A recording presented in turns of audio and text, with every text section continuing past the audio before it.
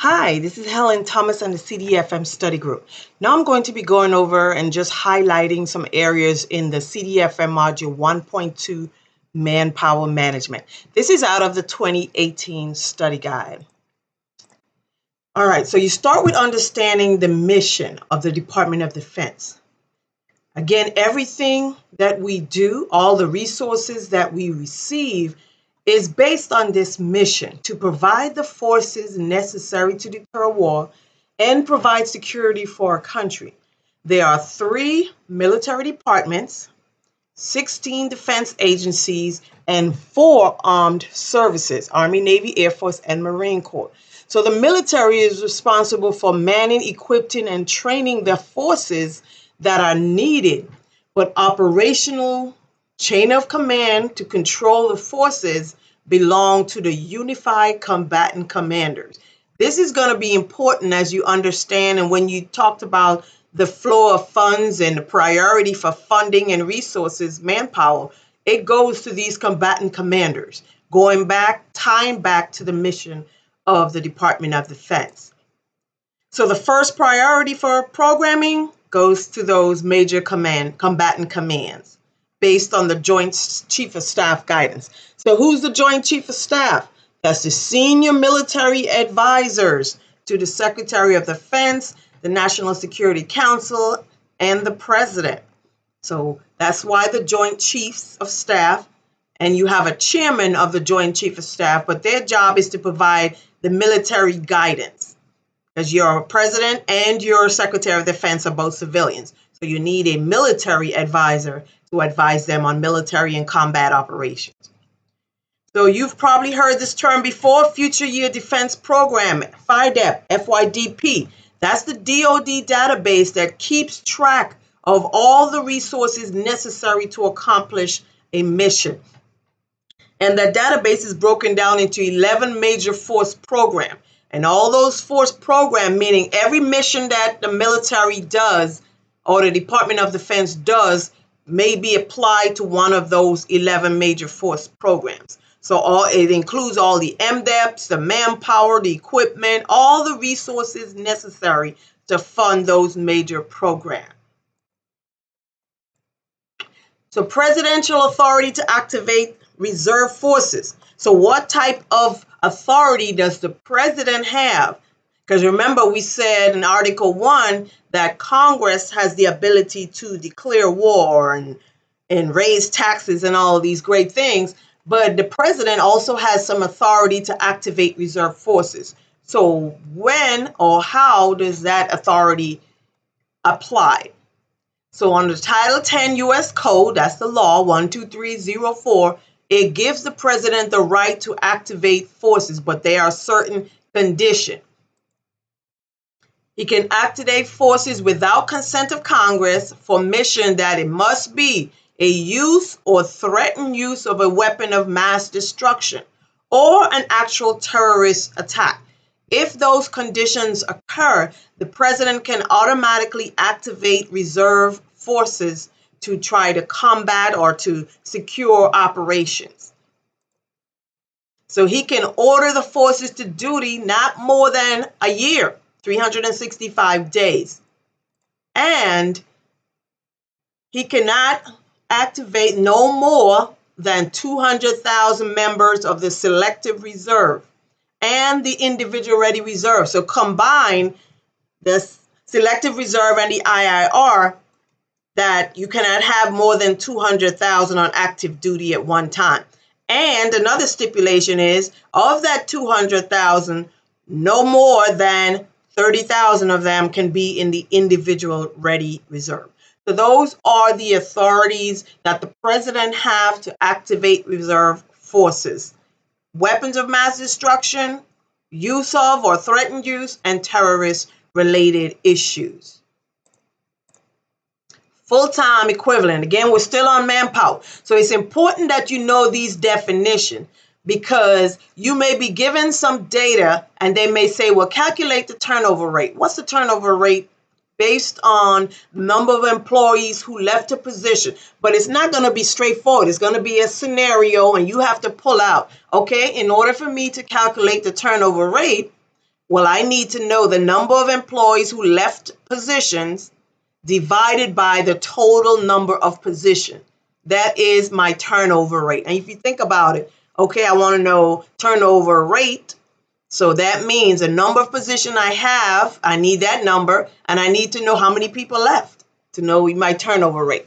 So an example, assume you have 10 people left and you have 100 positions, that's 10% turnover rate.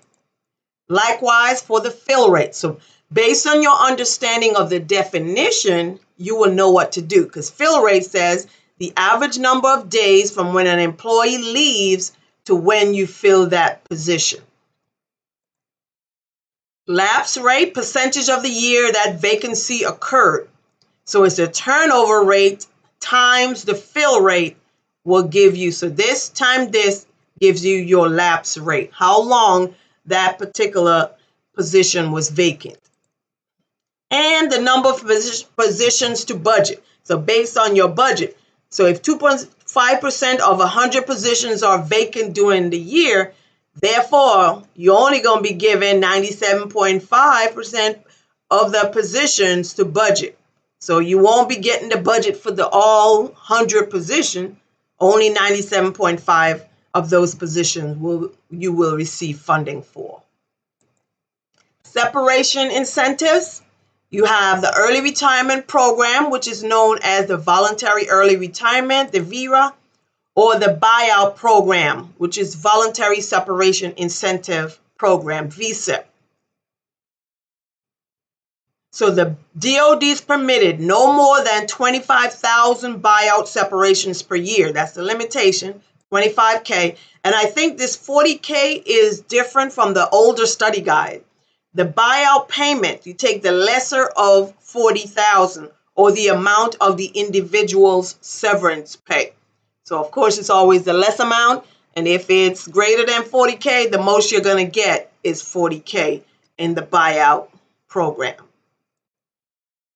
So an employee who accepts a buyout, you accept the money, so you get your 40K, you left, you canceled your contract, you cannot be reemployed. You have a 12-month waiting period if you want to try to go back to the government after receiving the money. So what happens if you try to get hired before then? If, let's say, somebody doesn't catch it and month 10 you got rehired, then you will owe the government the money back.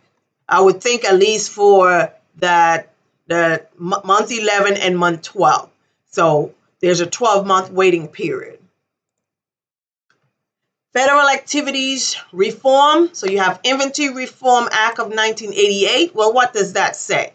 It says that no later than the end of the third quarter of a fiscal year, each agency must submit a list. So we're talking now about positions that are inherently governmental, that the government solely responsible, or you have contractors. So the third quarter of each fiscal year, each agency, DOD and so forth, must submit a list to Office of Management and Budget, who is the resource manager for the executive branch, of all activities performed by federal sources and those functions that are not inherently governmental.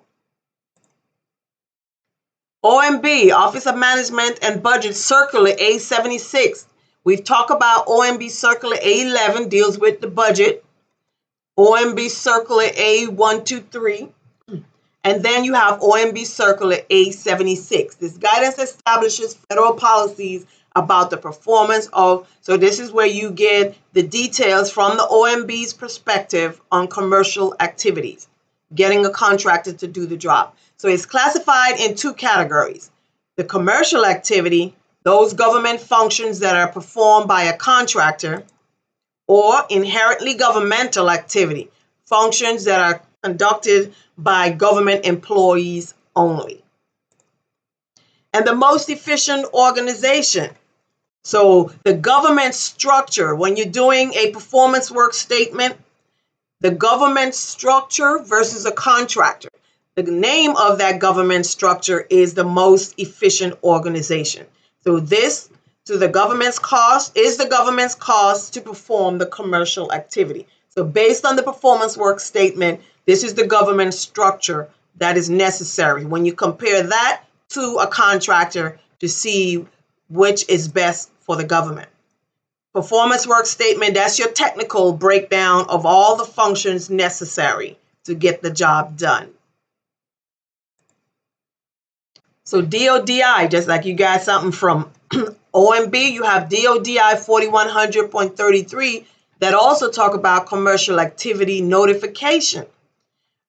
Congressional notification. If you're wanting to do a commercial activity study and it affects more than 46 or more individual DOD personnel, Congress has to be notified. Because again, depending on what the results are, these individuals' jobs may be in jeopardy. So the rule is, based on DODI 4100.33, is that if it involves 46 individuals or more, that's government employees, Congress must be notified. And so the DOD employee notification, they are notified immediately if they are affected by the cost comparison. So let's look at the OMB Circular A76 cost competition process. How do we determine, do we go keep it in-house or we get a contractor to do the job? Of course, this is just a straightforward method, but other things have to be considered. If we're at, let's say, a war and we need our military personnel to be elsewhere, well, maybe a government, inherently governmental, is not even a condition. We have to go straight contractor. So certain other factors are involved. But straightforward commercial activity A76 cost competition process goes like this. As I mentioned, if it affects more than 46 individuals, Congress must be notified. That's the first and the next to last step. So before the study even begins, you request the study contract. So Congress is notified, then you request a study contract. Awarded the study contract. So once you get approval to do the study, you start that study.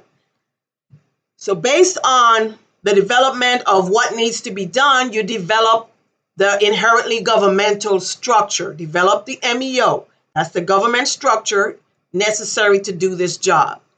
And at the same time, you complete the performance work statement. So sometimes you do this first. If you've ever participated in a study, cost study like this, is they'll come to you and you have to detail how many hours it takes you to do whatever your job requires, how many man hours, and then based on that, you develop the performance work statement. So back up to the MEO, most efficient organization, government structure, you must complete an independent review to get a cost associated with this structure. And also with the performance work statement, the contracting would then solicit bids to be able to meet this performance work statement. So you have a cost from the independent review and you get the contractor's bids to see, then you do a cost comparison. You want to see which option works best based on cost. But remember, commercial bids must be at least 10% lower than for the government to keep it in-house to be selected or even considered to be an option. So after we do our cost comparison, administrative appeals decision, because maybe we say, you know what, we're going to keep it in-house, and there's always someone from either side who's not happy, so you always have an appeals process.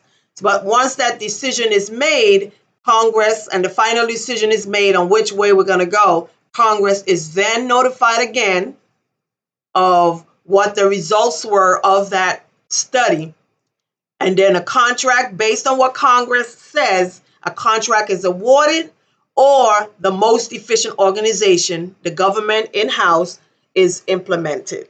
So that is OMB Circular A76 cost competition process in a nutshell. All right, so let's talk about ethics. This is part of fiscal law too. Gifts, what type of gifts can we accept from outside sources? We may accept a gift from a contractor if the value is $20 or less, not to exceed $50 per year. So if that one contractor give you a gift $10, $15. That's good, as long as it's no more than $50 in a year and the individual gift is $20 or less. Service members and their families who are injured service members and families may accept gifts up to $8,000. If the value exceeds, then you need your ethical lawyers to come in and make written determination if you may accept the gift. Gifts between individual employees. Individual gifts to supervisors, that's subordinates to supervisors, must not be more than $10. And again, voluntary basis. So DoD employees may not accept a gift from a donating group if the value of the gift exceeds $300. The $10 limitation still applies. Honoraria. So let's say you graduated from the University of South Carolina and you're invited to come to be the keynote speaker for a graduation. Honoraria, let's say they offer to pay you. Now, it depends on what capacity you're going. So, for example, if you're asked by a college to speak and you attend in your official military capacity, if they mention anything about your military duty, you are Major John Jones, then you are not allowed to accept payment for that speech. If they call you and they want you to speak because you're a graduate of that university or college, and that's simply the level of detail, then you may accept. But again, when it comes to not knowing what to do, you want to go to your ethical official to get it in writing, a greater understanding and approval of what it is that you're accepting. Post-employment. So let's say you work for the government now and you interact with contracts with a vendor. There are two restrictions for government employees involving specific parties they were involved with while working for the government.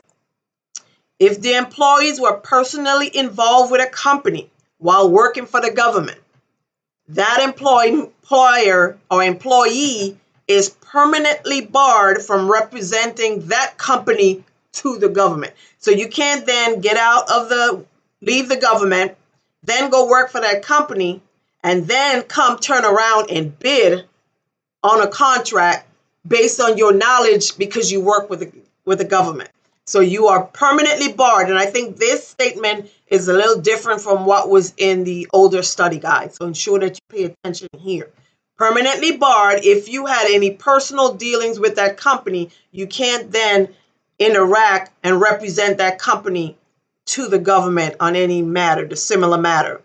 And if the matter was under the employee's responsibility, it was in my office, but I was not the one dealing with the contract directly during the last year of working for the government, then the individual is barred for 2 years after leaving government service.